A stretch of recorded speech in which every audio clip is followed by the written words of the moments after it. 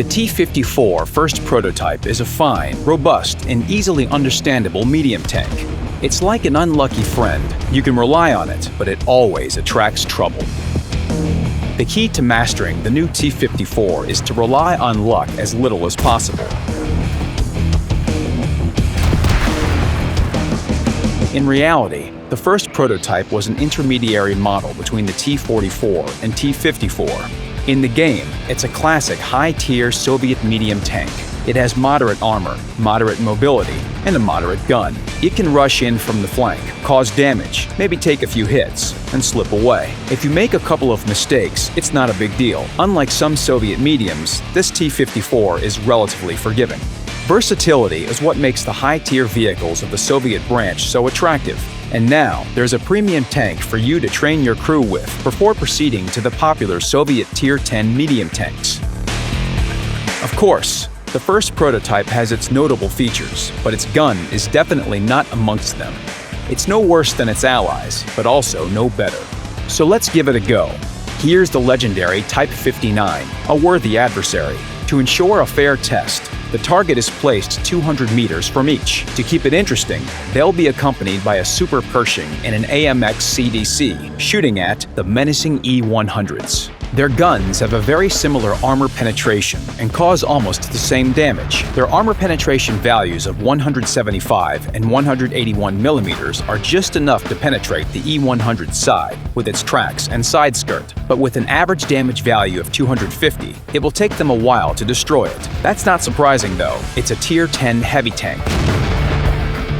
In 1 minute, the first prototype has fired 7 shots. However, the CDC has fired more. The Type 59 has managed only 6 shots.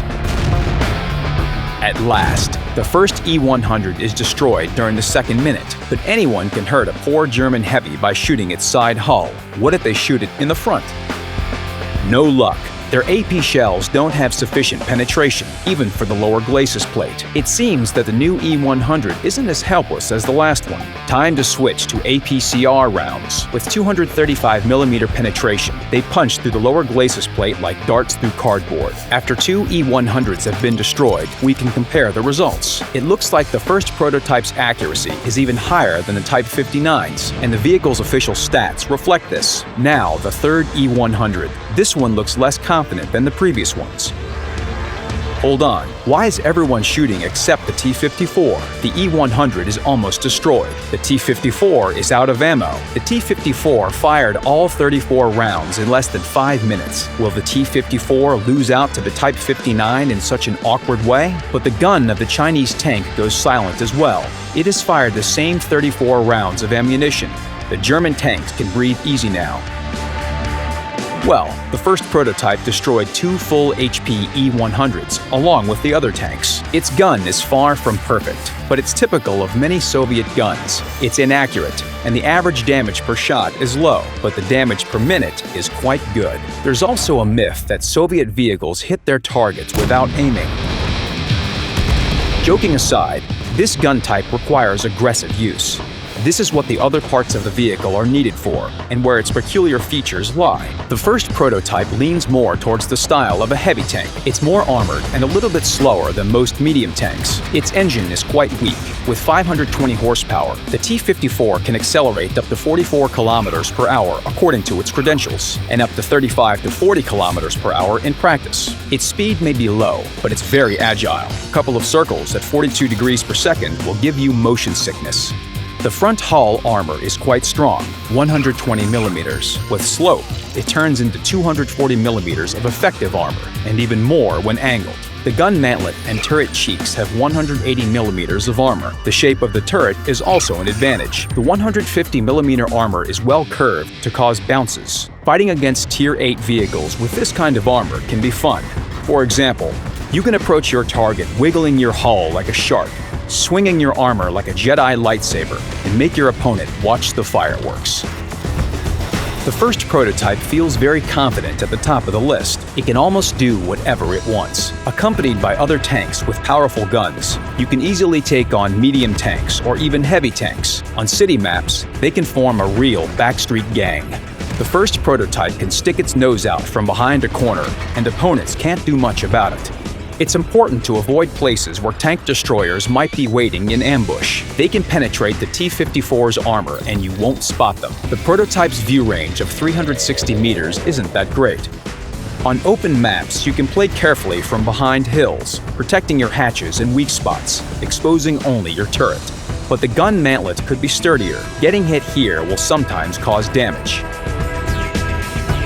You will need to be careful against Tier 9 vehicles, and Tier 10 battles will put an end to your rampage of mischief. Rely on the armor only if there's nowhere to run. To survive in town battles, you should place your hull at a sharper angle.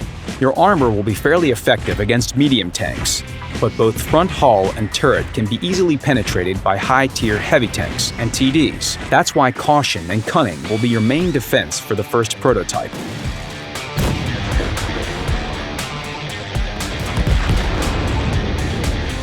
You should change your role from assault leader to ninja. Don't rush into the attack. You need to learn how to hunt down and catch the targets with the thinnest armor. Wait until they are distracted by your teammates. It's best to attack vehicles that appear at the bottom of a list, just like you, but also French vehicles and other fast vehicles with thin armor.